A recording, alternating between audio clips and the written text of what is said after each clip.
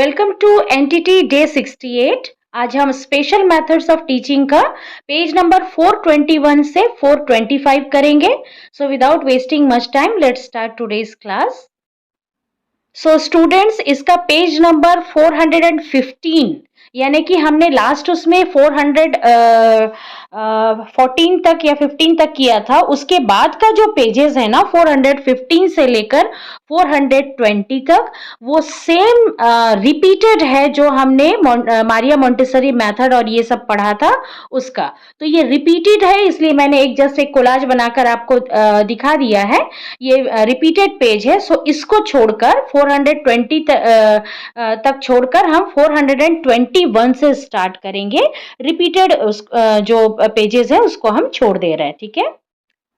So okay, page number 421 में हम देखेंगे क्वेश्चन नंबर 4 जो दिया है, that is what is basic education, describe the aim and ideas of basic education, यानी कि बेसिक शिक्षा प्रणाली क्या होती है, ठीक है। राजनैतिक और सामाजिक क्षेत्र में महात्मा गांधी का योगदान इतना महत्वपूर्ण रहा। यहाँ पर हमने महात्मा गांधी का एजुकेशन से रिलेटेड योगदान हम पहले ही पढ़ चुके हैं, ठीक है। महत्वपूर्ण रहा है कि शिक्षा दर्शन और शिक्षा के क्षेत्र में किए गए उनके कार्य पर संसार का ध्यान उतना नहीं गया जितना जाना चाहिए था। हालांकि हम महात्मा गांधी की जब भी बात आती है तो हम फ्रीडम फाइटिंग में उनको ज्यादा याद करते हैं, है ना। लेकिन उनको एजुकेशन के क्षेत्र में उनकी क्या संकल्पनाएं थी, क्या सोचा था उन्होंने, उसके बारे में हम ज्यादा बात नहीं करते, क्योंकि हमारा पूरा ध्यान उनके फ्रीडम फाइटिंग में जाता है ना। तो जितना उन्होंने इस पर कार्य किया है उसमें संसार का ध्यान उतना ज्यादा नहीं गया।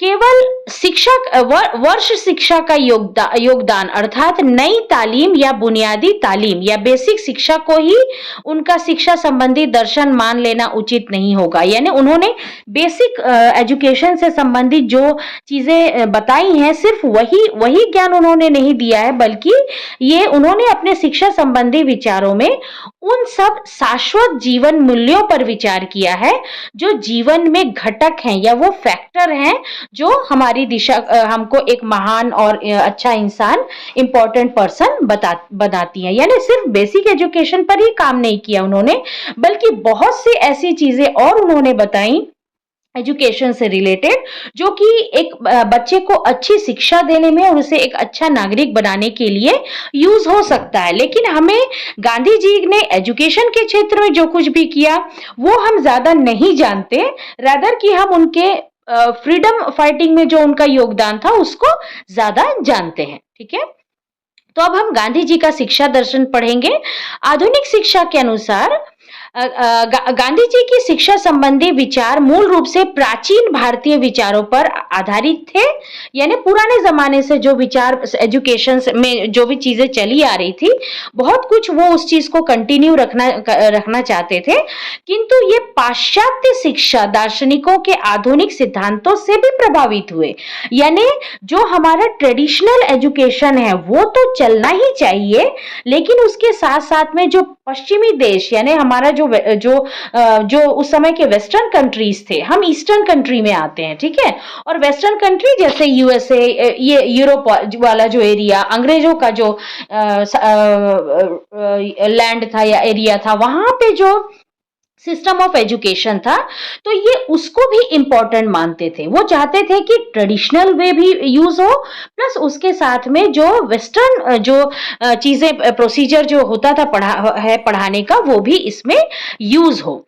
इस कारण उनकी शिक्षा दर्शन में यानी उन्होंने शिक्षा संबंधी जो भी ज्ञान दिया है उसमें प्राचीन भारतीय विचारों और आधुनिक पाश्चात्य शिक्षा दोनों का ही अच्छा सामंजस्य है। यानी वो उन्होंने ट्रेडिशनल को भी इंपॉर्टेंस दिया है और जो आधुनिक यानी अभी के जो अच्छे उस समय के विचार थे उसको भी, और वेस्टर्न कंट्री से भी वो प्रभावित थे। उनके शिक्षा दर्शन में प्रकृतिवाद यानी नेचर से रिलेटेड चीजें, प्रयोजनवाद, प्रयोजन मीन्स होता है एम, यानी क्यों कर रहे, क्या प्रयोजन है उस काम को करने का, है ना। तो एम इंपॉर्टेंट था। और आदर्शवाद यानी मोरालिटी, आदर्श, एक अच्छा बिहेवियर जिसे कहते हैं, आदर्श व्यवहार, तो उन सब का एक अनोखा सामंजस्य था उनके शिक्षा के का जो भी उन्होंने ये दिया, ठीक है। गांधी जी के शिक्षा संबंधी विचारों पर निम्नलिखित व्यक्तियों ने बहुत प्रभाव डाला। सबसे पहले रस्किन, रस्किन का प्रभाव। रस्किन की पुस्तक थी अनटू दिस लास्ट, पढ़कर गांधी जी का श्रम का महत्व यानी लेबर का जो महत्व होता है, कड़ी मेहनत का जो महत्व होता है, उस पर उन्होंने बहुत बल दिया। यानी गांधी जी ने रस्किन की बुक पढ़ी थी, उससे उनको माने हार्ड वर्क पर उन्होंने ज्यादा कंसंट्रेट किया। शिक्षा में आत्मनिर्भरता के विचारों से भी गांधी जी प्रभावित हुए। आत्मनिर्भरता, हमें कहीं किसी और पर डिपेंड नहीं रहना है, बल्कि अपना एजुकेशन सिस्टम खुद बनाना है। ठीक है। उसके बाद टॉल्स्टॉय का प्रभाव। गांधी जी टॉल्स्टॉय की पुस्तक the kingdom of God is with you बहुत प्रभावित हुए। टॉल्स्टॉय के ग्रंथ पढ़कर गांधी जी ने शिक्षा में प्रेम का महत्व समझा। प्रेम से शिक्षा दिया जाए, एजुकेशन जो है वो प्रेम से दिया जाए सबको। ठीक है। गांधी जी के शैक्षिक विचार। गांधी जी के विचार में शिक्षा का अर्थ, शिक्षा से मेरा तात्पर्य, यानी उन्होंने कहा था कि शिक्षा से उनका तात्पर्य है बालक तथा मनुष्य के तन, मन और आत्मा में से सर्वोत्तम, यानी फिजिकली, मेंटली, स्पिरिचुअली जो सबसे बेस्ट हो। ठीक है। सर्वोत्तम को चारों ओर से बाहर निकालना, यानी एजुकेशन ऐसी हो जो एक इंसान के अंदर के सबसे बेस्ट पार्ट को बाहर निकालकर लाए। गांधी जी ने अपनी शिक्षा संबंधी विचारधारा का सार यही बताया, चारों ओर से एकतापूर्ण सुसंस्कृत विकास को सूचित करता है। उन्होंने कहा कि इतना अच्छा डेवलपमेंट होना चाहिए कि बच्चे का, हर इंसान के अंदर का जो द बेस्ट है वो बाहर आए, चारों ओर यूनिटी हो, एकतापूर्ण सद्भाव के साथ सब पढ़ाई करे, एजुकेशन ले और देश के लिए काम करे। बौद्धिक उपलब्धि। बुद्धि का विकास शिक्षा न तो आरंभिक कार्य है और न ही अंतिम, यानी बुद्धि का विकास उन्होंने ये समझा कि शिक्षा लेना ये कोई ऐसा काम नहीं है कि हाँ इससे इस उम्र तक शिक्षा लेंगे, उसके बाद शिक्षा ग्रहण करने का काम स्टॉप हो गया। नहीं, हम जिंदगी भर सीखते हैं किसी न किसी चीज से, हर किसी चीज से हमको सीख मिलती है और इसके लिए हमें अपने आप को रेडी करना होगा। शिक्षा वही है जो आवश्यक रूप से समय बालक पर मानव के व्यक्तित्व के प्रत्येक पहलू पर, अर्थात उसके शारीरिक, बौद्धिक और आत्मिक यानी स्पिरिचुअल कह सकते हैं पहलुओं का ध्यान रखे। यानी शिक्षा हर चीज से हमें लेना है, लाइफ टाइम लेना है, हर किसी से जहां से भी हमें शिक्षा ग्रहण हो उसकी हम इज्जत करें। इससे क्या होगा, हमारा ओवरऑल डेवलपमेंट होगा। गांधी जी ने इस बात को बलपूर्वक कहा है कि मैं वैयक्तिक स्वतंत्रता का महत्व वैयक्तिक स्वतंत्रता मतलब पर्सनल फ्रीडम जिसे कहते हैं, पर्सनल, हर एक इंसान की अपनी निजी जो स्वतंत्रता होती है उसका इंपॉर्टेंस मैं समझता हूं, परंतु यह बात भी नहीं भुलाई जा सकती कि मनुष्य वस्तुतः एक सामाजिक प्राणी है। ठीक है, मैं मानता हूं कि हर इंसान का पर्सनल स्पेस होता है, उसकी पर्सनल लिबर्टी, उसका फ्रीडम होता है, लेकिन at the end of the day हर इंसान समाज में रहता है, सबको साथ लेकर चलता है। कोई अकेले एक घर में जिंदगी भर के लिए अकेले बिना किसी से इंटरेक्ट किए नहीं जिंदगी बिता सकता। तो इंसान एक सामाजिक प्राणी है। सारे समाज की भलाई के लिए सामाजिक नियंत्रण की इच्छा से मान लेना व्यक्ति और समाज दोनों को ही समृद्ध करता है। ठीक है, आपका चॉइस, आपकी फ्रीडम मायने रखती है, लेकिन आप रहते कहां पर है, समाज में रहते हैं। तो अब समाज के बेटरमेंट के लिए, समाज बेटर होगा तो आप बेटर होंगे, आप बेटर होंगे तो समाज बेटर होगा। तो अल्टीमेटली आपको काम वही करना चाहिए जो पूरे समाज के लिए अच्छा हो, यानी समाज को, यानी पूरे देश दुनिया को दिमाग में रखकर हमें काम को करना होगा। ठीक है। शिक्षा के उद्देश्य, सबसे पहला मुक्ति या लिबर्टी या फ्रीडम जिसे कह सकते हैं। इस संबंध में उन्होंने छात्रों से कहा, आपके जीवन के समस्त कार्य और खेल के उद्देश्य एक महात्मा नहीं होगा, यहाँ पे महत्वपूर्ण होगा, उन्नतिशील जीवन के उद्देश्य, शिक्षा का सांस्कृतिक उद्देश्य, ये सबसे रिलेटेड है। कुछ यहाँ के सेंटेंसेस सब गूगल ट्रांसलेटेड हैं इसलिए सब गड़बड़ हैं, उल्टे सीधे हैं, आप थोड़ा सा रीड करके देख लीजिएगा, इधर उधर से लय मिलाकर कहाँ से क्या होगा पता नहीं। गांधी जी ने 1946 में नई दिल्ली के कस्तूरबा बालिका आश्रम की बालिकाओं से बात करते हुए कहा, मैं शिक्षा के सांस्कृतिक पक्ष को उसके साहित्यिक पक्ष में अधिक महत्वपूर्ण समझता हूँ। यानी शिक्षा का सांस्कृतिक पक्ष क्या है? संस्कार जिसे कहते हैं, है ना, कल्चर से रिलेटेड। और साहित्यिक पक्ष यानी लिटरेचर से रिलेटेड, क्या लिखा गया है और क्या हम उसको फॉलो करते हैं, इससे ये महत्वपूर्ण मैं समझता हूं। फिर है चरित्र निर्माण के लिए शिक्षा। अच्छा, यहाँ पर नंबर 1 है मुक्ति का उद्देश्य, इसमें फिर नंबर 2 होगा शायद, देखिए ऊपर वाले में शिक्षा का सांस्कृतिक उद्देश्य, है ना। पहला वाला मुक्ति का उद्देश्य जीवन के समस्त कार्य, खेल का उद्देश्य उन्नतिशील होना है यानी डेवलप करना है। दूसरा शिक्षा का सांस्कृतिक उद्देश्य है ना, संस्कृति से रिलेटेड। तीसरा आता है चरित्र निर्माण के लिए शिक्षा। जैसे स्वामी विवेकानंद ने चरित्र निर्माण करने वाली शिक्षा पर बल दिया था, वैसे ही गांधी जी ने भी शिक्षा में चरित्र निर्माण पर बल दिया है। उनका कहना था कि हमारी सारी सीख और सारी विद्या, यहाँ पे साड़ी लिखा हुआ है वो सारी होगा, निष्फल रहेगी यदि हम हृदय में पवित्र भाव नहीं रखते। यानी अगर हमारा हृदय अगर पवित्र नहीं है, हमारे अंदर गलत चीजें भरी हुई हैं, कपट है, छल कपट है, झूठ है, तो हमारी सारी शिक्षा जो होती है वो धरी की धरी रह जाएगी, उसका कोई इंपॉर्टेंस नहीं है। यानी कि शिक्षा का उद्देश्य कैरेक्टर बिल्डिंग होना चाहिए, चरित्र निर्माण। एक अच्छे चरित्र का इंसान ही अच्छा नागरिक बनेगा और देश के लिए काम करेगा। नेक्स्ट है पूर्ण विकास का महत्व, ओवरऑल डेवलपमेंट जिसे कहते हैं। उन्होंने इस बात पर बल दिया है कि बालक की समस्त शक्तियों का सामंजस्य पूर्ण विकास करना चाहिए। यानी बच्चे का overall development, physical, mental, spiritual, educational, सब तरफ से उसका डेवलपमेंट होना चाहिए। अब है अध्यापक का महत्वपूर्ण स्थान।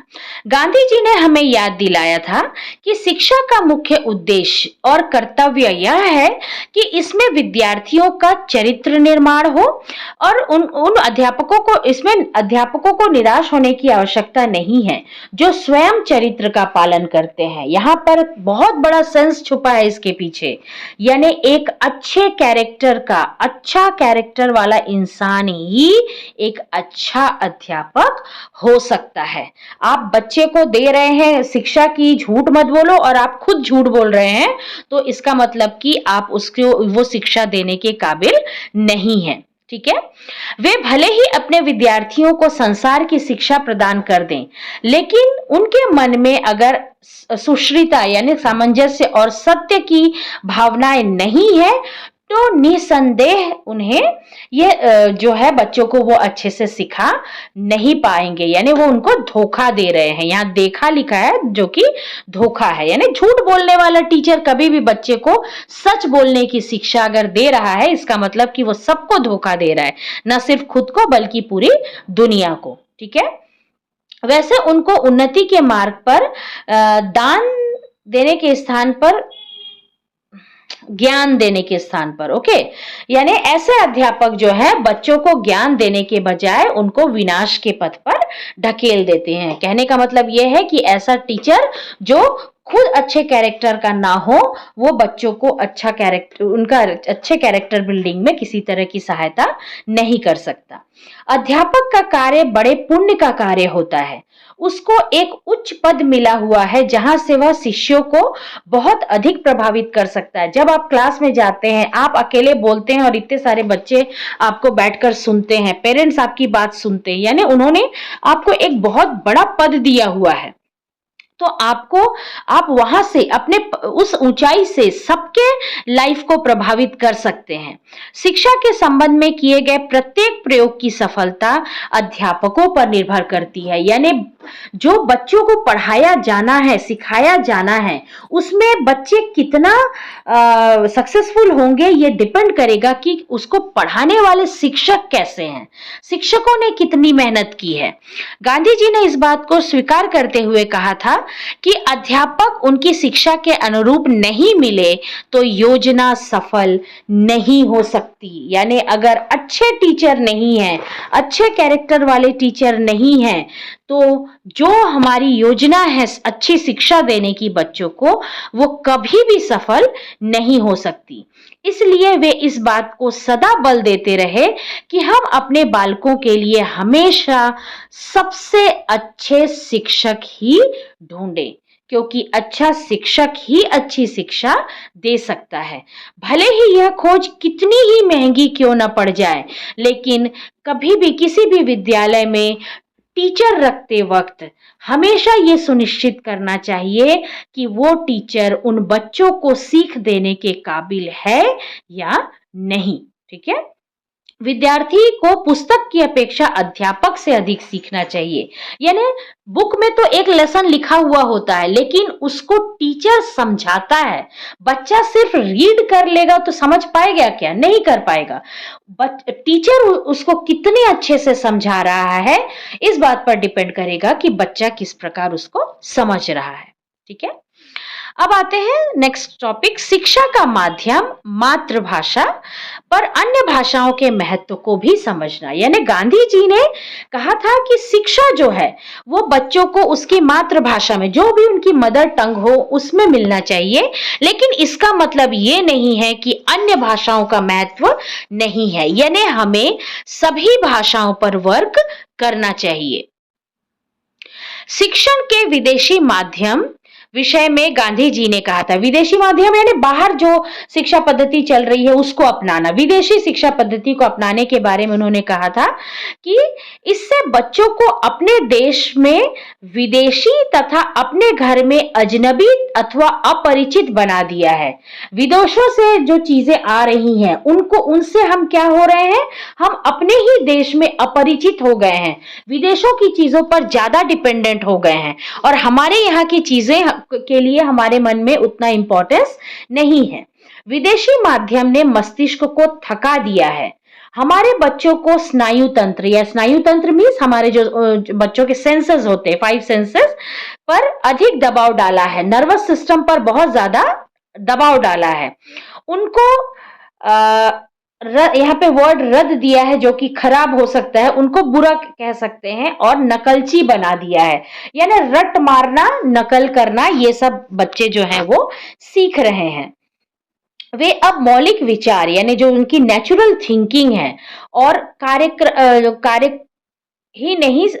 कर ही नहीं सकते, वो नेचुरल वर्क अब वो नहीं कर सकते, खाली वो हमेशा ही बाहर की चीजों से बहुत ज्यादा इंस्पायर हो रहे हैं और उनकी तरफ खींचे चले जा रहे हैं, और वे अपने ज्ञान का जनता में प्रसार नहीं कर सकते। यानी क्योंकि उनकी खुद का ज्ञान इतना कम है और इतना सतही है, ऊपर वाला ज्ञान है कि वो किसी और को क्या ही नॉलेज देगा, जो सिर्फ पश्चिमी देशों से और उनकी चीजों से बहुत ज्यादा इंस्पायर्ड है, दिन रात उसी में खोया हुआ है और सिर्फ एग्जाम पास करने के लिए पढ़ाई कर रहा है, तो वो दूसरों को क्या सीख देगा। इसलिए उन्होंने यह सलाह दी थी कि चाहे कितनी ही हानि क्यों न उठानी पड़े, शिक्षा के विदेशी माध्यम के स्थान पर प्रांतीय भाषाओं को हमको इंपॉर्टेंस देना है। यानी उस जगह की जो भाषा है उस पर हमको ध्यान देना है। दूसरी भाषा, इंग्लिश भाषा, ये सब सीखना ठीक है, लेकिन बिल्कुल उनको अपना लेना वो सही बात नहीं है। सरकारी दफ्तरों, कचहरियों और विधानसभाओं की भाषा बनाने की स्थिति और बाजार भाव, ये सारी चीजें हर जगह पर उन्होंने बल दिया कि लोकल लैंग्वेज को बढ़ावा मिले, ना कि बाहर की चीजें, क्योंकि इंग्लिश लैंग्वेज और बाहर के लैंग्वेज और बाहर का ट्रेडिशन और कल्चर जब हमारे ऊपर हावी होता है तो हम उसको ज्यादा इंपॉर्टेंस देने लगते हैं, है ना। कम पैसों में भी हम बाहर की विदेशी चीजें लेना चाहते हैं। हम ये नहीं समझ पाते कि हमारी जो कैपेबिलिटी वो कम है, लेकिन हम फिर भी बाहरी चीजों से ज्यादा अट्रैक्ट हो जाते हैं। उनका विचार था कि वयस्कों की विचारधाराओं को पूर्ण जागृत करके और उनका परिष्कार करके यानी मॉडिफिकेशन करके उनको सुधार कर समाज का भौतिक, नैतिक और आध्यात्मिक संगठन किया जा सकता है। युवाओं को देश की तरफ, स्वदेशी की तरफ, जैसे उन्होंने स्वदेशी आंदोलन भी चलाया था, आपको पता होगा, स्वदेशी और अपने देश की भाषा, देश की चीजें इनकी तरफ लाकर उनको एक अच्छा इंसान, एक अच्छा नागरिक बनाया जा सकता है। So that's it for today. इसके बाद का हम नेक्स्ट उसमें पढ़ेंगे। Till then goodbye, take care.